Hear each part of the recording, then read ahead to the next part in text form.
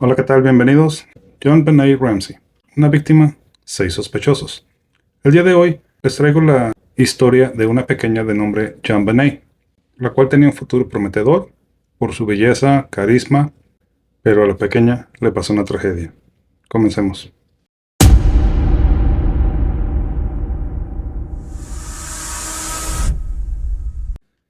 John Benet nació el 6 de agosto de 1990 en Atlanta, Georgia, de los Estados Unidos. Su padre, John Ramsey, un hombre adinerado de negocios, presidente de la empresa Access Graphic. Su madre era Patricia Ramsey. Patricia había sido reina de belleza del estado de Virginia en su juventud y llevó a su hija, aún muy pequeña, por el camino de ese tipo de concursos. Los Ramsey tenían otro hijo, de nombre Burke, que era 3 años mayor que su hermana. John Benet jugaba a ser una mujer adulta, glamurosa, tenía pelo rubio y resaltaba sus facciones con abundante maquillaje y vestidos de fiesta, pero no era más que una niña. Su madre la inscribía en cuanto concurso de belleza para niñas existiera en los Estados Unidos. A su corta edad, la niña se había coronado, entre otras cosas, como Little Miss Colorado, America's Royal Miss y National Tiny Miss Beauty. La popularidad de la niña, de ojos azules y sonrisa encantadora, se hacía más grande en el estado de Colorado, donde vivía, y en todo el país. Por ello, la opinión pública estadounidense entró en shock cuando la pequeña fue secuestrada. La tragedia llegó a la inmensa casa de la calle 15 de la ciudad de Boulder, en Colorado. En algún momento después de la cena navideña que los Ramsey pasaron en casa de unos amigos, la familia regresó al hogar en esa fría y nevada noche. Todos se retiraron a dormir, puesto que al otro día viajarían a Michigan a eso de las 5:30 de la mañana. Patricia, madre de John Benet, salió de su habitación y encontró una nota en la escalera, con letra manuscrita y con una extensión de 3 páginas. La carta hallada en los escalones decía que una pandilla extranjera había secuestrado a la pequeña. Ellos pedían un rescate de $118,000. El texto también decía, entre otras cosas, que la familia no debería llamar a la policía si quería volver a ver a la pequeña con vida. Pero la madre, en su desesperación ante la situación, llamó a la estación del sheriff local. Todavía no eran ni las 6 de la mañana de aquel jueves 26 de diciembre de 1999. La llamada del 911 fue atendida por 2 policías, los cuales llegaron a la casa en tan solo 3 minutos. Ellos revisaron toda la casa, pero no encontraron ninguna señal de entrada forzada o huellas en la nieve alrededor de la propiedad. Hubo 2 cosas que llamaron la atención de los investigadores acerca de la nota. La primera era que el monto exigido era muy parecido a la cantidad que el padre de John Benet había recibido como bono de fin de año.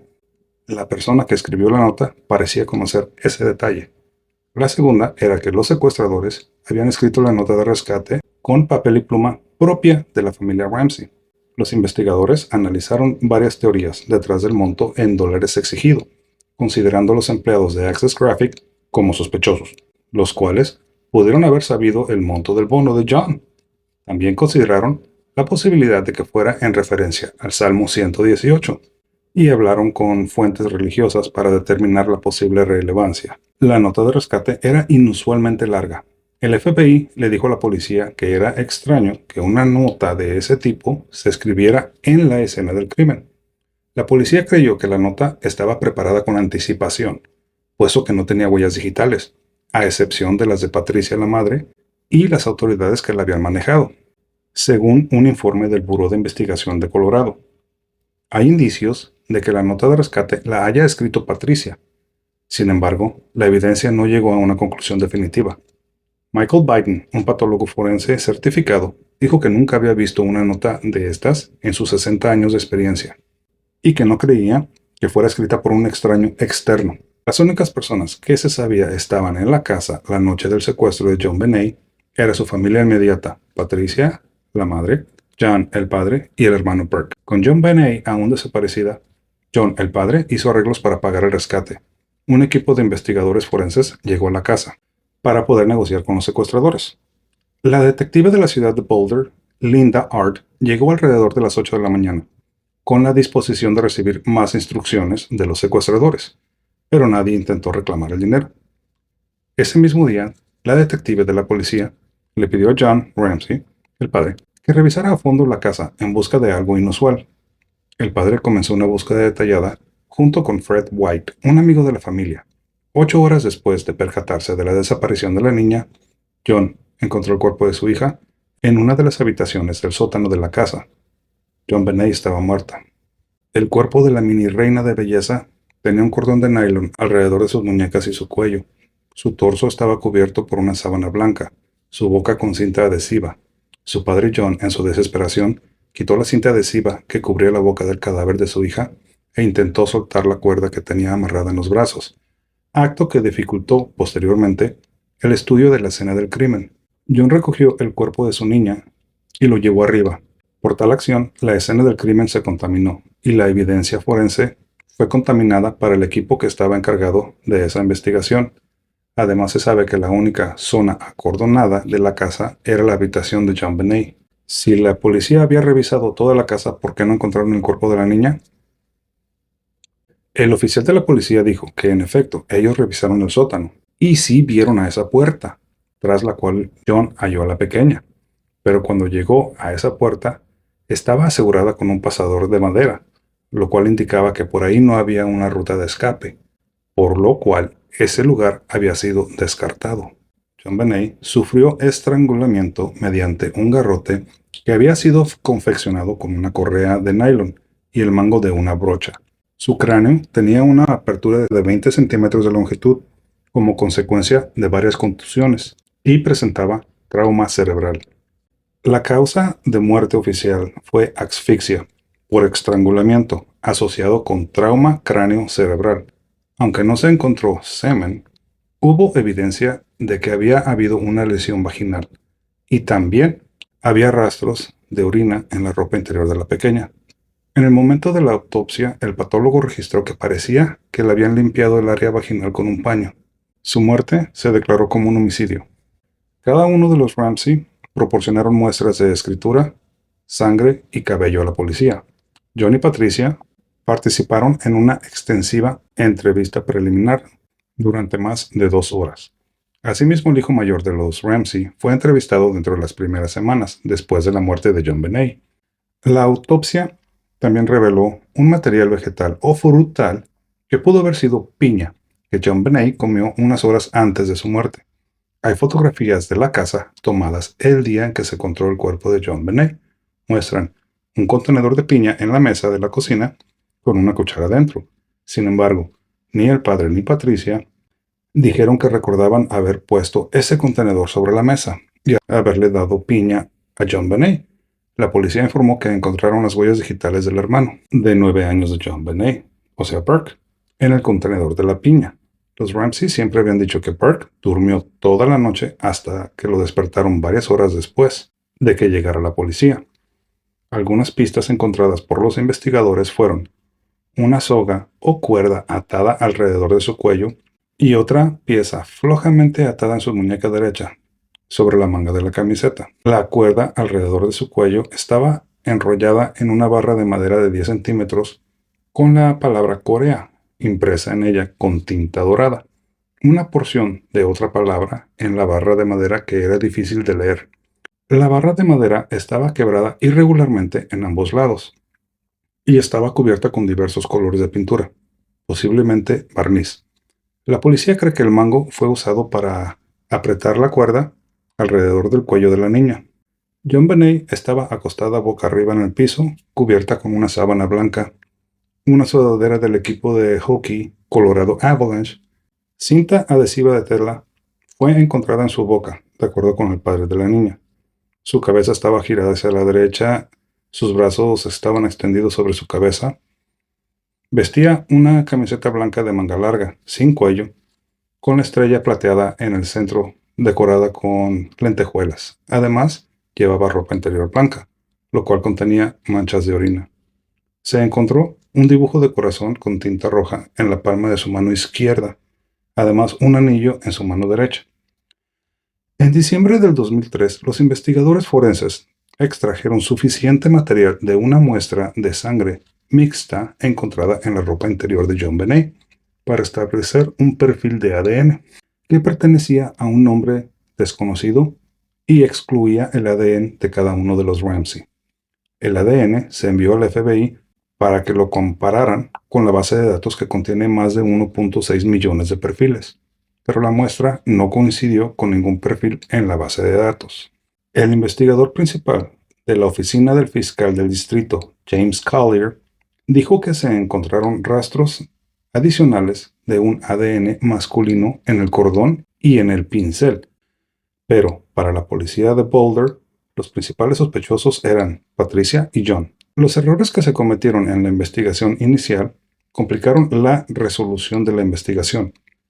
Esos errores incluyeron pérdida y contaminación de evidencia, falta de personal técnico y técnicos experimentados en investigaciones de homicidios, evidencia compartida con los Ramsey y entrevistas informales, demoradas con los padres. Desde el comienzo de la investigación, llamó la atención de las autoridades la actitud defensiva que habían adoptado los padres de JonBenét. También consideraron extraña la contratación de 2 abogados criminalistas, un investigador privado y un experto en relaciones públicas. Asimismo, su hermano Perk, que siempre había vivido a la sombra de su famosa hermana, se consideró sospechoso, a pesar de que en el momento del asesinato tan solo tenía 9 años. Esto a raíz de un posible resentimiento que podía albergar. No obstante, quienes lo conocían aseguraban que fue siempre introvertido y tímido, y el hecho de no ser el centro de atención no le molestaba en lo más mínimo.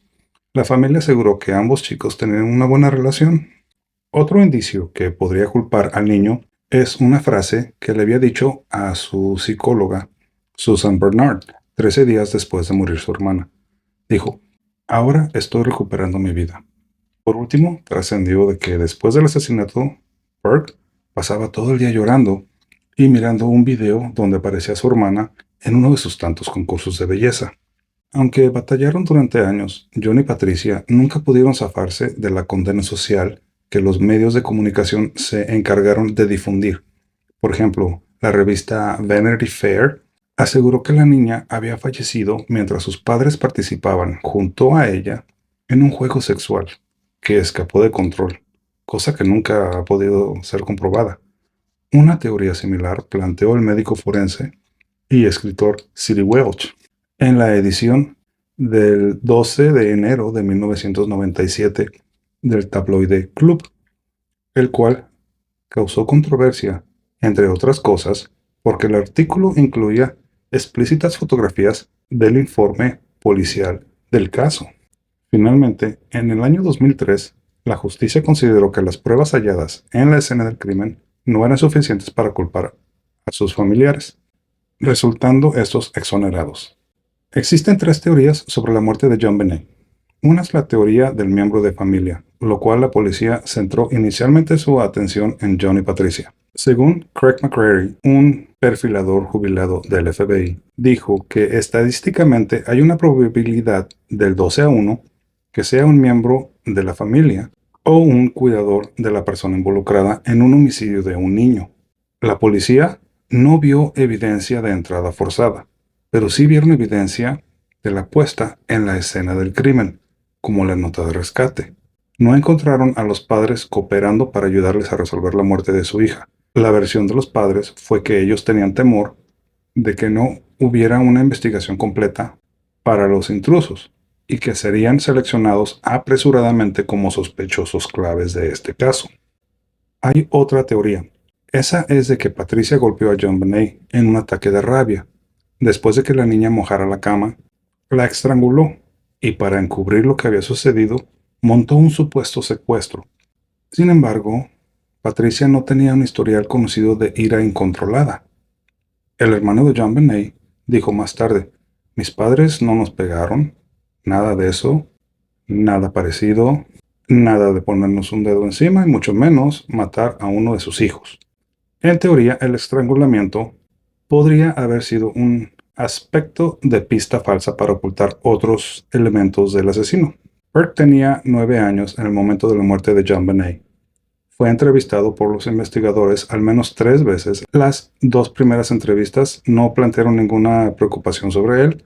Una revisión realizada por un psicólogo infantil indicó que parecía que los Ramsey tenían relaciones familiares saludables y afectuosas. Y existe la teoría del cual llamaron teoría del intruso. La policía y los fiscales siguieron pistas de intrusos en parte debido a la marca de una bota no identificada que quedó en la pared de la sala del sótano donde se encontró el cuerpo de JonBenet. Los primeros sospechosos fueron un vecino de nombre Burt McReynolds y Linda Huffman, ex ama de llaves de la familia, y un hombre llamado Michael Hellcat, quien murió en un aparente suicidio poco después de la muerte de JonBenet. Se realizaron cientos de pruebas de ADN para encontrar una coincidencia con el ADN recuperado durante su autopsia, pero no hubo ninguna coincidencia. Lou Smith, un detective del caso, evaluó las pruebas y concluyó que un intruso había sido quien cometió el crimen. La noche que JonBenet fue asesinada, había 2 ventanas que habían quedado ligeramente abiertas para permitir que pasaran los cables eléctricos de las luces navideñas que adornaban el exterior, una ventana rota en el sótano y una puerta sin llave. La teoría era que alguien entró a la casa a través de la ventana rota del sótano, pero durante la investigación se notó que habían telarañas intactas en las ventanas y que la rejilla nunca había sido retirada. El detective Smith creía que el intruso sometió a JonBenet con una pistola paralizante, luego la llevó al sótano, donde fue asesinada. La investigación también reveló que en el vecindario donde vivían los Ramsey habían habido más de 100 robos y que además 38 delincuentes sexuales registrados vivían a 3 kilómetros a la redonda de la casa. Steven Singular, el autor del libro Presunto culpable, una investigación sobre el caso JonBenet, señala que debido a su belleza y experiencia en los concursos, JonBenet podría haber atraído la atención de pornógrafos infantiles y pedófilos. En agosto del 2006, en Tailandia se arrestó a Alexis Bolaran Rage, maestra de escuela de primaria de 41 años de edad, cuando ésta confesó falsamente haber asesinado a JonBenet. Esta mujer transgénero afirmó que la había agredido sexualmente y asesinado accidentalmente. En su confesión, había proporcionado solo hechos básicos, que eran de conocimiento público, y no proporcionó detalles convincentes, pero se puso en duda su afirmación de que había drogado a JonBenet, porque la autopsia indicó que no se encontraron drogas en su cuerpo. Las muestras de ADN que se tomaron del cuerpo de JonBenet no coincidieron con el ADN de Alexis. El 11 de enero del 2019, un criminal convicto de nombre Gary Oliva se declaró culpable de la muerte de la mini reina de belleza. Esto lo informó el Daily Mail TV, al revelar en exclusiva una carta escrita por Oliva a un ex compañero de la secundaria, llamado Michael Bailey. La carta que le escribió desde la prisión decía: "Nunca amé a nadie como amé a JonBenet, pero la dejé escapar, le partí la cabeza y la vi morir. Fue un accidente". Y en otra carta la describió como piel hermosa y resplandeciente, el cuerpo divino de Dios. Cabe señalar que este hombre había sido inculpado por delitos sexuales a 2 diferentes menores. Este caso de la pequeña reina de belleza ha sido objeto de algunos programas de televisión. Por ejemplo, la serie South Park. En un episodio se da a entender que los padres de JonBenet fueron quienes la mataron. En el 2012, el artista Forrest Avery Carney, Mr. Kitty, publicó una canción titulada Destroy Me, en cuya portada estaba la misma JonBenet con una máscara de gato. En el 2019, en la 12ª temporada de la serie mexicana La Rosa de Guadalupe, fue transmitido el episodio Muñequita de Porcelana, también basado en la historia de JonBenet. En este caso, que llamó la atención de toda la prensa estadounidense por la crueldad y la osadía con la que fue perpetrado, sigue siendo un caso sin resolver en el estado de Colorado.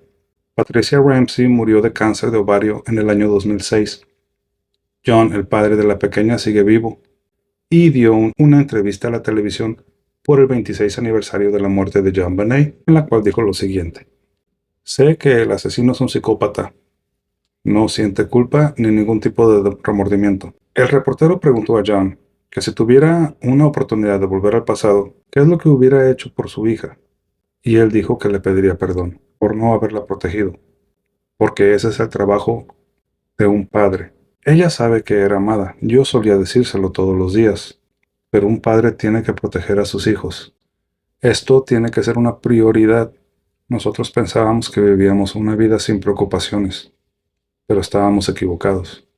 John también dijo que el asesino puso sobre su familia una nube negra que continúa haciendo sombra a sus hijos y a sus nietos, y que aun si hubiera un arresto o identificación del asesino, dijo John, su reputación ha sido irrevocablemente dañada durante los últimos 26 años por la policía y por la prensa, y por todos aquellos que los culpan, porque aún existe gente allá afuera que piensa que los asesinos fuimos mi esposa y yo.